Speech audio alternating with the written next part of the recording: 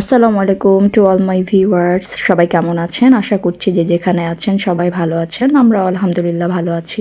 এখন আমরা বের হয়েছি, আজকে যাব হচ্ছে উত্তরা রাজলক্ষ্মী। ওইখানে আমাদের কিছু কাজ আছে এবং কিছু কেনাকাটাও করব। এই তো যাচ্ছি, চলুন আপনাদেরকে আমাদের সাথে নিয়ে যাই।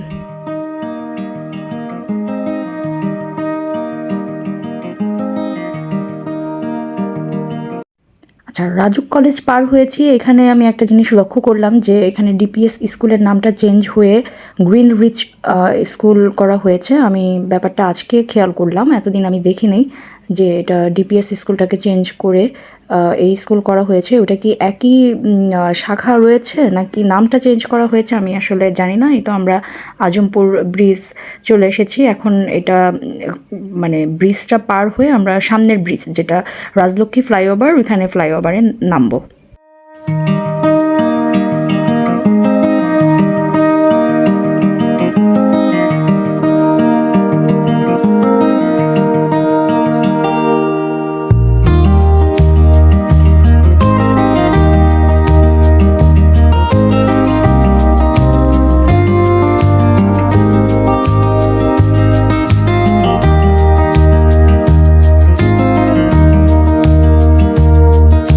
আজিমপুর ফ্লাইওভার পার হয়ে দেখতে দেখতে আমরা রাজলক্ষ্মী ফ্লাইওভারে চলে এসেছি। এখন একটা জিনিস লক্ষ্য করুন, দেখুন আমরা কিন্তু দিনের আলোতে এসেছি, নেমে রিক্সা ভাড়া দিয়েছি। আর শীতের আমেজ তো শুরু হয়ে গিয়েছে, এই যে লোকগুলা পিঠা বিক্রি করছে। আর আমরা ওই সাইডটা ঘুরে আসতে না আসতেই দেখুন এখন অন্ধকার হয়ে গিয়েছে, মানে দিনের আলো খুবই দ্রুত চলে যায়। শীতকালে তো দিন ছোট রাত বড় হয়ে যায়।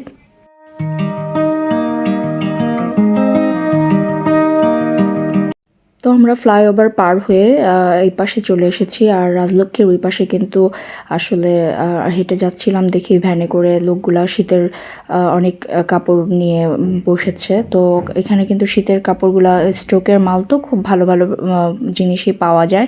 আসলে এগুলা কাপড় দেখলে লোভ সামলানো মানে যায় না, দেখতে দেখতে আসলে পছন্দ হয়েই যায়। তো আমি আর আম্মু দেখছিলাম, তো এখানে যে মানে হেঁটে হেঁটে দেখছিলাম, পছন্দ করছিলাম। তো এখানে যে আমার কিছু জিনিস পছন্দ হয়ে গিয়েছে। আমি বাসায় পরার জন্য যে প্যান্টগুলা ওগুলা নিয়েছি, আর আমার জন্য একটা টি শার্ট নিয়েছি, আর একটা কার্ডিগান কিনেছি। তো দেখে ভাল লাগলো, আমি নিয়েছি দেখতে দেখতে। আর এখানে শীতের সন্ধ্যা না, সবসময় এখানে আসলে মোমোসগুলা বিক্রি করে ছেলেগুলা। তো ওদের মোমোসগুলা খেতে কিন্তু খুবই ভালো লাগে। আর এই সাইডে শুধু শীতের কাপড় না, আরও অনেক কিছুই বিক্রি করে। ওই পাশটায় কিন্তু ওই ভ্যানে করে স্টকের যে জিনিসগুলা পাওয়া যায়, কাপ, পিরিস, প্লেট, বাটি, ভ্যারাইটিস জিনিস নিয়ে বসে। তো এই তো মোমোর দোকানে চলে এসেছি। মোমো দেখে আমার খেতে ইচ্ছা করছিল, যেহেতু গরম গরম ভাব বেরোচ্ছে, তো ভাবলাম যে খেয়ে নিই। তো এখানে এক প্লেট 100 টাকা করে। তো আমি খাচ্ছিলাম, আমি নিয়েছি। তো আর খেয়ে বাসার জন্য পার্সেল নিয়ে নিব, যেহেতু বাচ্চারা বাসায়, তো ওরাও খাবে। তো এই তো আমি খাচ্ছিলাম, আর এখানে আমার আম্মিকে বলেছি যে ক্যামেরা করো, তো আম্মু এখানে সবই ক্যামেরা করে তুলছিল। এই তো ছেলেটা পার্সেল দিয়ে দিচ্ছিল বাসার জন্য নিব। তা 100 টাকা করে 6টা পাওয়া যায়, এক প্লেটে 6টা করে মোমোস দেয় আর কি। তো ওরা ওরকম রেডিমেড নিয়ে আসে, তারপর এরকম স্ট্রিম করে বিক্রি করে। ভালোই, এদের এখানে ভালোই মোমোস বিক্রি হয়, পার ডে তো ভালোই এরা মানে মোমোস বিক্রি করে থাকে।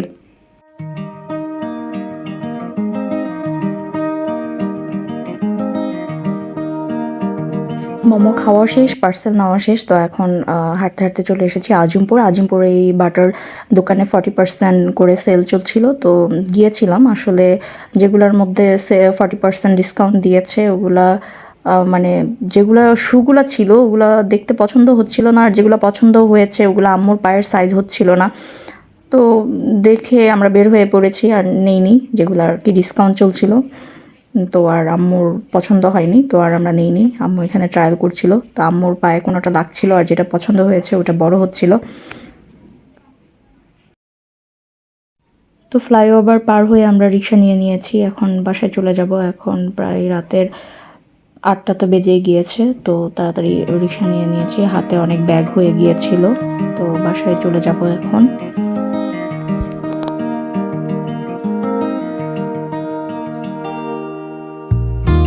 এই তো চলে এসেছি, আমাদের রিক্সা এই পর্যন্তই আসবে, আর তো যাবে না।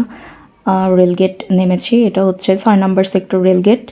তো এখানে নেমে পড়েছি। আসলে 1 বছর ধরে আমাদের রাস্তাঘাট সব কিছু কেটে রেখেছে, রিক্সা তো চলেই না মোট কথা। আর যে রাস্তা দিয়ে চলে ওই রাস্তা যেখানে 20 টাকার ভাড়া সেখানে 50 টাকা চাই।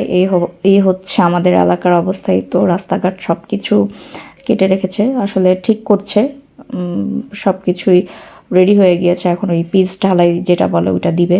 তো এখানে ওই একটু ফ্রুটস নিয়ে নিচ্ছি, যেহেতু মানে শীতকাল, তো ওই কমলাগুলোই নিব।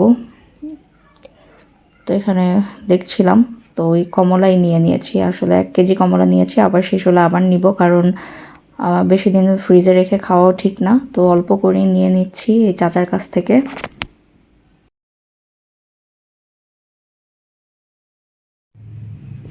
তো এখন রেলগেট পার হবো, দাঁড়িয়ে আছি। আর এখানে ট্রেন যাচ্ছে, ক্রসিং হচ্ছে লাইনে। তো দাঁড়িয়ে আছি, আর দাঁড়িয়ে থাকতে থাকতে এই পাশে দেখি ছেলেটা বাদাম ভাজছিল, গরম গরম বাদাম, বুট, সিমের বিচি ভাজছিল। তা আম্মু আবার সিমের বিচি খেতে পছন্দ করে, তো ওইখানে দাঁড়িয়ে যখন আছি তো সিমের বিচিও নিয়ে নিচ্ছি। এখন রেলগেট পার হয়ে ওই পাশে যাচ্ছি। আর রিক্সা তো নাই, যেই সাইড দিয়ে যায় ওই সাইডে একটা রিক্সাও ছিল না। এখন হাতে এতগুলো ব্যাগ নিয়ে হেঁটে হেঁটে যেতে হবে এই কাঁচা রাস্তায়, এই হচ্ছে কথা। এখানে আসলে হাঁটতেও প্রবলেম হয়, যেহেতু মানে ইট ফেলে রেখেছে উঁচু নিচু। তো ওই তো সাবধানে হেঁটে হেঁটে এখন হাতে এই জিনিসপত্র নিয়ে যেতে হবে, কী আর করার আছে। এই যে দেখুন রাস্তার অবস্থা। যাই হোক, মাঝখানে 2 দিন আসলে রিক্সা ছেড়েছিল, এখন আবার বন্ধ করে দিয়েছে, বিভিন্ন জায়গায় বাঁশ বেঁধে বেঁধে রেখেছে। তো এখন আর রিক্সা চলতে পারছে না।